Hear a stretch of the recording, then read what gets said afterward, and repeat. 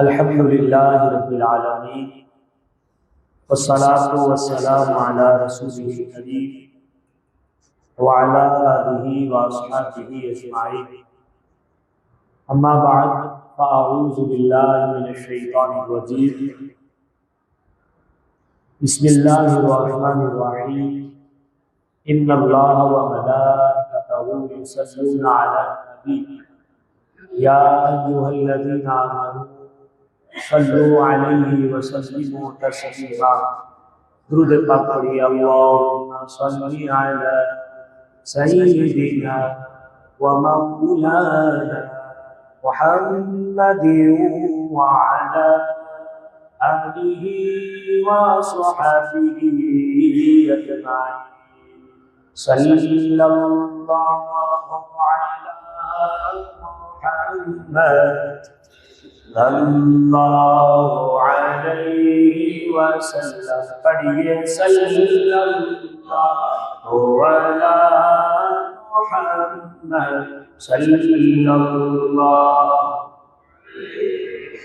صلی اللہ وسلم، صلی اللہ علی محمد علیہ وسلم۔ اللہ مصطفیٰ کے قدموں میں موت دے دے، اللہ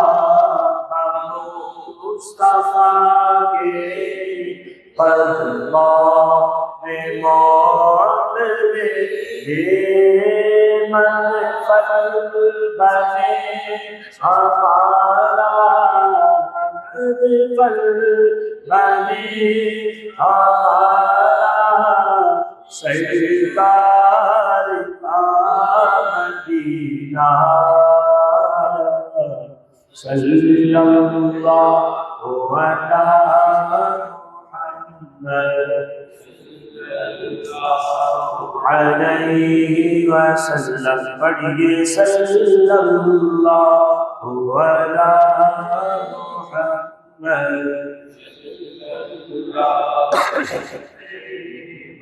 تمام تعریف و توصیف اللہ رب العالمین کے لیے جو ہم سب کا مالک بھی ہے اور خالق بھی۔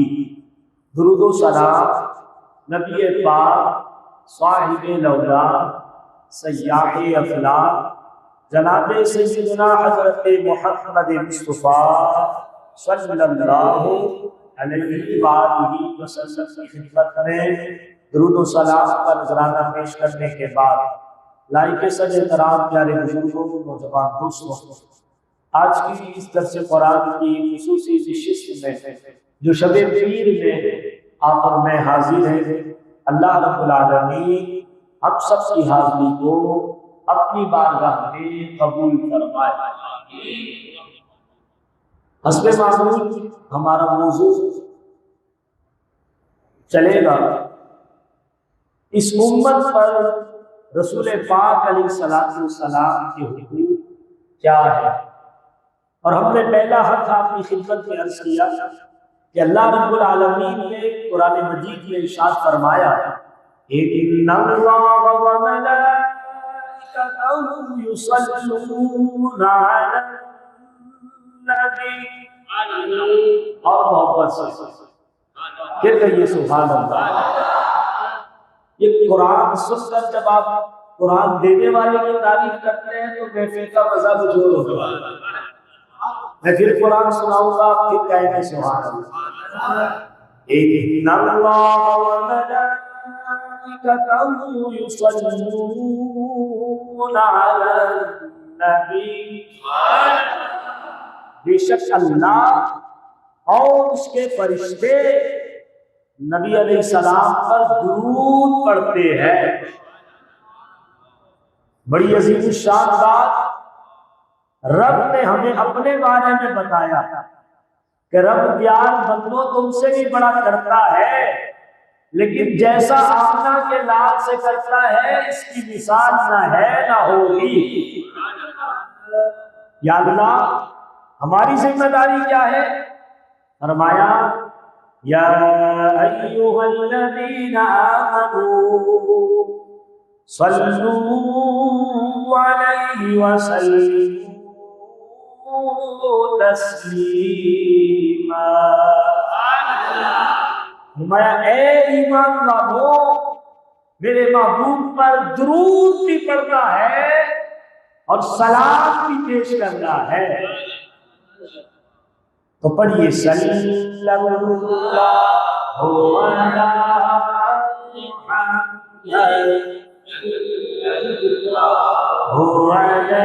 علیہ وسلم، پڑھیے صلی اللہ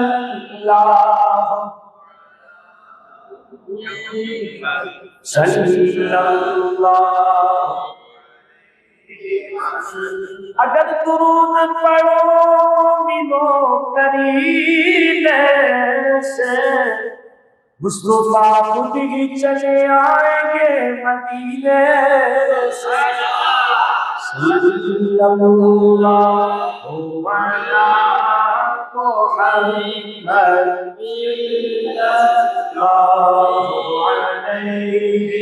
وسلم، پڑھیے صلی اللہ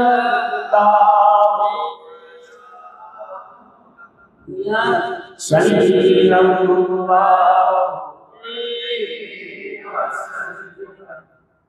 نبی پاک علیہ الصلوۃ والسلام کی امت پر جو کافر ہے انہیں بھی امت کہا جاتا ہے، اور جو مسلمان ہیں انہیں بھی امت کہا جاتا ہے۔ ان دونوں میں ایک فرق ہے، کافروں نے حضور کی دعوت کو قبول کرنے سے منہ پھیر لیا، اور ہمارے نصیب چند کے ہم نے دعوت نبی بھی قبول کی اور اپنے آپ کو حضور کے قدموں میں بھی پیش کیا۔ تو دنیا بھر کے جتنے لوگ ہیں، چاہے وہ مسلمان ہیں یا نہیں ہیں، اس دور میں سب حضور کی امت ہے۔ اور امت پر یہ بات جس طرح ضروری ہے کہ وہ زندگی میں ایک مرتبہ نبی پاک علیہ الصلوۃ والسلام کے نبی ہونے کی گواہی دے، اسی طرح امتی پر زندگی میں ایک مرتبہ درود پاک پڑھنا بھی ضروری ہے۔ اس کے بعد زندگی میں جب جب درود پڑھے گا تو اپنے نصیب چمکاتا چلا جائے گا۔ اور یاد رکھیے، جس طرح اللہ نے ہمیں درود پڑھنے کا حکم دیا، اور اگر بندہ محفل درود میں بیٹھا ہو، محفل نبی میں بیٹھا ہو، غلامان نبی میں بیٹھا ہو، اور حضور کا ذکر آ جائے اور بندہ درود نہ پڑھے، تو پھر اس بندے کے لیے رسول پاک علیہ السلام نے سخت کلمات بھی بیان کیے ہیں، نہ پڑھنے کا وبال بھی بیان فرمایا ہے، نہ پڑھنے پر جو عذاب ملے گا اسے بھی بیان کیا ہے۔ ہمیں اس زاویے سے بھی قرآن و حدیث کی باتوں پہ توجہ رکھنی ہوگی۔ رسول پاک علیہ السلام نے ارشاد فرمایا، اس شخص کی ناک خاک آلودہ ہو جس کے سامنے میرا ذکر ہو اور وہ مجھ میں درود نہ پڑے۔ یعنی حضور یہ بات فرما رہے ہیں کہ اس کی عزت کسی کام کی نہیں جو ہماری عزت نہیں کرتا۔ ایک دوسری حدیث میں ہے، مولا علی المرتضیٰ شیر خدا رضی اللہ تعالیٰ عنہ فرماتے ہیں، میرے آقا علیہ الصلوۃ والسلام نے ارشاد فرمایا، سب سے بڑا کنجوس وہ ہے جس کے سامنے میرا ذکر ہو اور پھر بھی وہ درود نہ پڑھے۔ حضرت جعفر بن محمد رحمت اللہ تعالی علیہ بیان فرماتے ہیں کہ رسول پاک علیہ السلام نے فرمایا، جس کے سامنے میرا ذکر کیا گیا اور اس نے پھر بھی درود نہ پڑھا، فرمایا قیامت کے دن اس کو جنت کا رستہ بھلا دیا جائے گا۔ اندازہ کیجئے کتنی سخت سزا ہے۔ ہم تو محفل میں بیٹھتے ہیں تو ہوتے کہیں اور ہیں اور سوچتے کہیں اور ہیں۔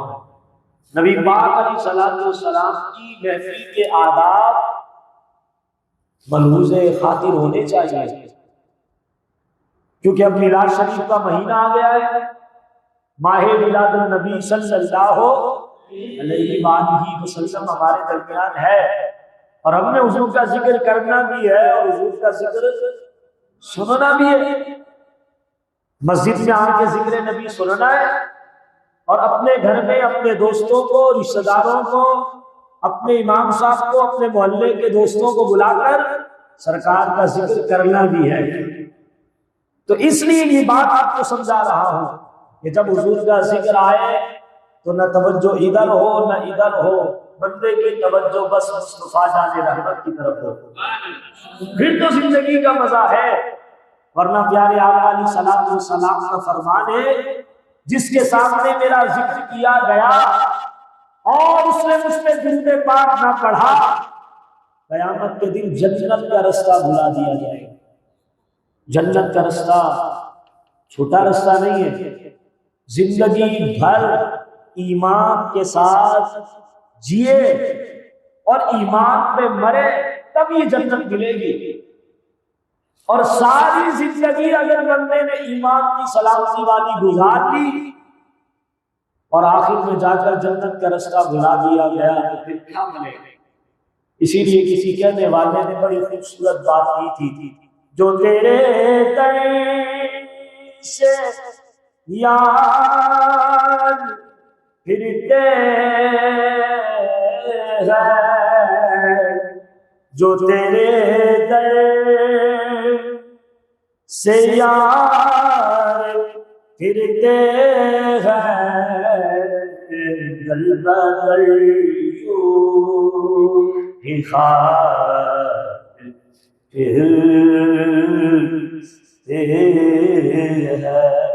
قیامت میں اگر خدا کی رحمت سے محروم کر دیے جائیں گے تو پھر جائیں گے کہاں؟ میرے دوستوں سوچنا، لوگ جو آج سوال کرتے ہیں نا اذان سے پہلے پڑھنا چاہیے کہ نہیں پڑھنا چاہیے، یہ کبھی قرآن و حدیث میں لوگ غور نہیں کر سکے کہ اسلام ہمیں یہ بتا رہا ہے کہ اگر حضور کا نام آیا تم نے پڑھا نہیں تو جنت سے محروم کر دیے جاؤ گے۔ اور اگر کوئی بحث لے کر بیٹھ جائے کہ جی نہیں پڑھنا چاہیے، اور ادھر رب کا حکم بھی نہ ہو، رب کی طرف سے بھی اجازت ہو کہ پڑھو تو ثواب، نہ پڑھو تو کوئی گناہ نہیں، بندہ ڈنڈا لے کر کھڑا ہو جائے، نہیں جی آپ نے کیوں پڑھا، تو ایسا بندہ حشر میں رب کو کیا منہ دکھائے گا؟ کبھی لوگ باتیں بہت بڑی کرتے ہیں لیکن انجام کی خبر نہیں ہوتی۔ کبھی بھی کوئی شخص بات کرے تو آپ نے اس کی بات کو سننے کے بعد رزلٹ نکالنا ہے کہ جناب اس کی بات پر عمل کرنے کے بعد حشر کے میدان میں انعام کیا ملے گا۔ مصطفیٰ کی اگر قربت نصیب ہو رہی ہے تو بابا جلدی سے اس پہ عمل کرو، لیکن اگر در نبی سے دور ہونے کا ہلکا سا اشارہ بھی ہونا تو خدا کے لیے بچنا اس سے، کیونکہ جو تیرے در سے یاد پھرتے ہیں در بدر خار پھرتے ہیں۔ رسول پاک علیہ الصلوۃ والسلام نے محفل میں بیٹھنے والوں کے لیے بھی کچھ باتیں بیان کی۔ حضور نے فرمایا جو قوم کسی مجلس میں بیٹھے، اب کہاں بیٹھنے کی بات ہو رہی ہے؟ محفل میں۔ اب وہ محفل گھر میں ہو مسجد میں ہو، گلی میں ہو، ہال میں ہو۔ ہمارے یہاں ہال میں جو محفل ہوتی ہے علامات، میں 2-4 مرتبہ محفلوں میں گیا ہوں تو مجھے اب ڈر لگتا ہے، ہال کی محفل میں سامنے تلاوت ہو رہی ہے، 4 لوگ ادھر کرسیوں پہ بیٹھ کے بات کر رہے ہیں، اللہ کا خوف نہیں ہے کہ اللہ کا قرآن پڑھا جا رہا ہے، اللہ کے قرآن کے آگے میری اور آپ کی بات کی کیا اہمیت ہے؟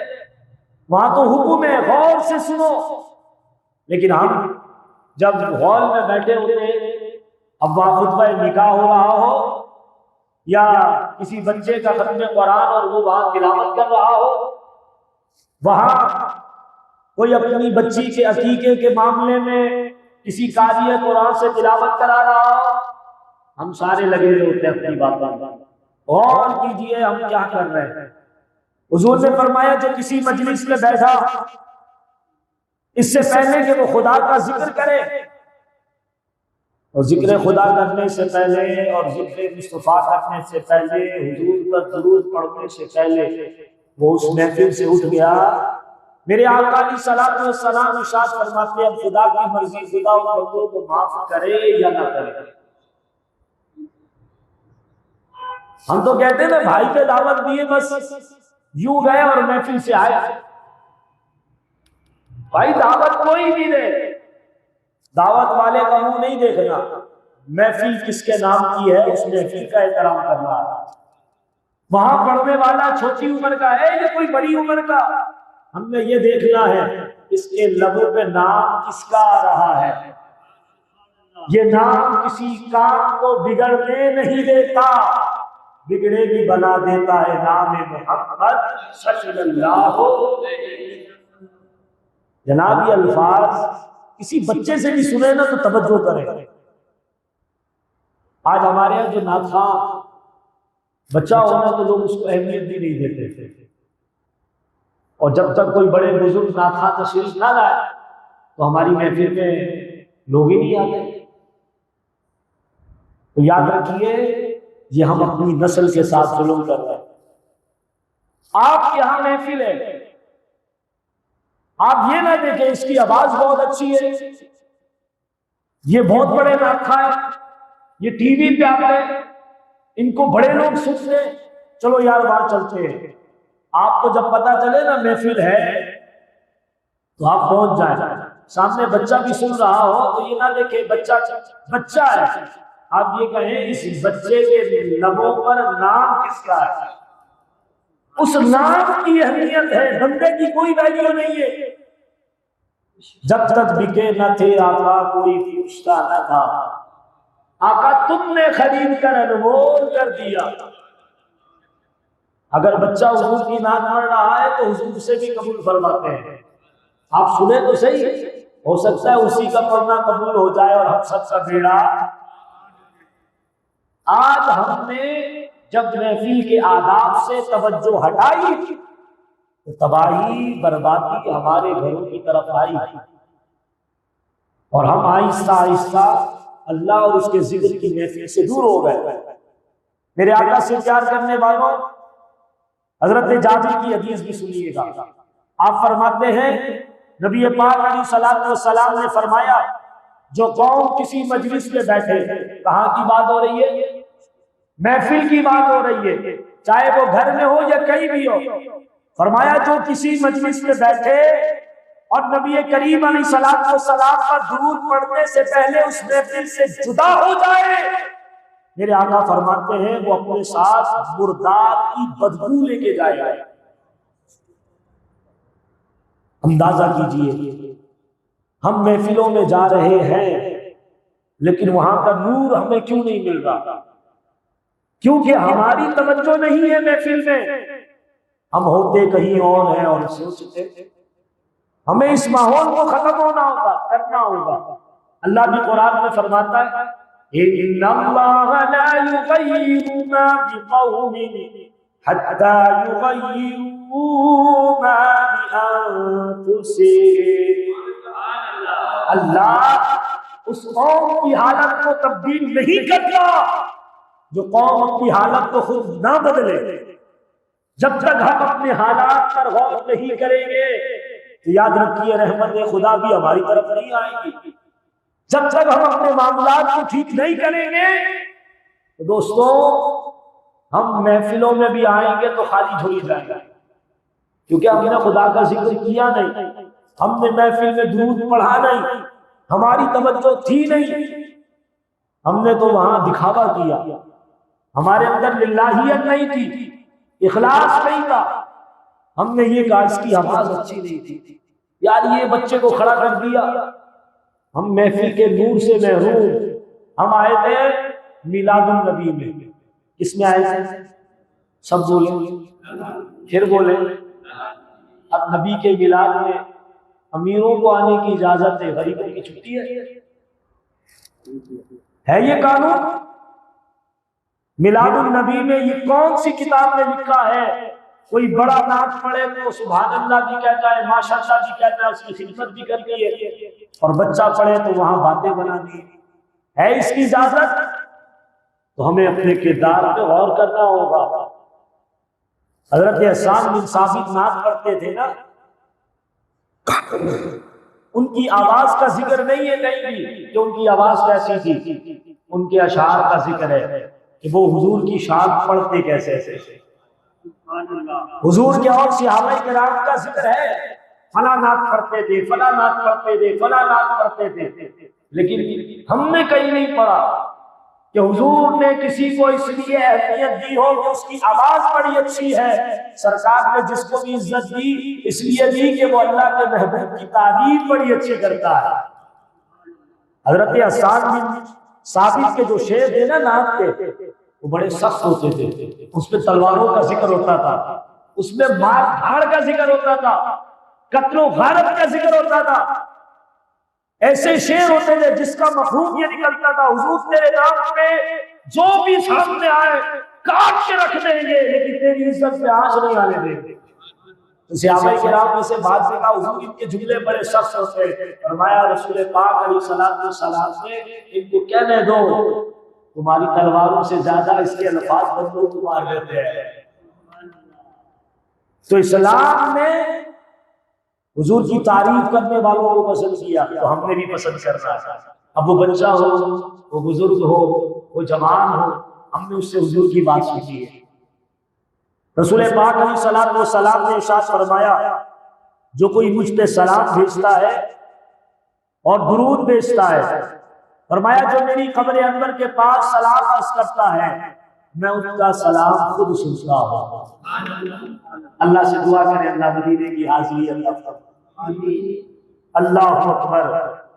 حضرت سلیمان بھی صحیح وہ فرماتے ہیں میرے قسمت کے بھاگ چمکے، مجھے میرے آقا کا دیدار ہوا، خواب کے حضور کی زیارت ہوئی، میں نے آقا علیہ الصلوۃ والسلام سے عرض کی یا نبی اللہ لوگ مزار اقدس پہ حاضر ہوتے ہیں، آپ کی خدمت میں سلام عرض کرتے ہیں، یا نبی اللہ کیا آپ ان کے سلام کو پہچانتے ہیں، کیا آپ ان کے سلام کو سنتے ہیں؟ سنیے لب مصطفیٰ کو جنبش ہوئی، رحمت کے پھول بکھرنے لگے، میرے آقا علیہ السلام نے ارشاد فرمایا ہم سلام کو بھی جانتے ہیں اور جواب بھی عطا فرماتے ہیں۔ وہ ایک شاعر نے کہا رسول پاک کے شان کرم کو دیکھتے ہیں بس از ہزار تشکر حرم کو دیکھتے ہیں، سلام پڑھتے ہوئے ہم نہ دیکھے مگر جواب دیتے وقت حضور دیکھتے ہیں۔ ہم اگر مدینے کے تاجدار کو نہیں دیکھ رہے تو یہ یاد رکھیے ان کا کرم ہے، انہوں نے اپنا بنا رکھا، اپنی محفل میں بلا رکھا ہے، اپنی نگاہوں میں ہمیں شفقتوں اور کرم نوازیوں میں بٹھا رکھا ہے۔ اپنے آقا سے پیار کریں، محبت کریں، اللہ تعالیٰ مجھے اور آپ کو حضور کی محبت نصیب فرمائے، حضور کا پیار نصیب فرمائے اور دین اسلام کی تعلیمات کو پھیلانے کی توفیق عطا فرمائے۔ درود پاک اپنے گھر میں روز کی بنیاد پر 5 منٹ اپنے بچوں کو بٹھائیے اور 5 منٹ بچوں کے ساتھ بیٹھ کر درود پاک پڑھنے کی عادت بنائیے۔ انشاءاللہ میرا پاک پروردگار دنیا اور آخرت میں اس کی برکت عطا فرمائے گا، آمین بجاہ نبی الامین وما علینا الا البلاغ۔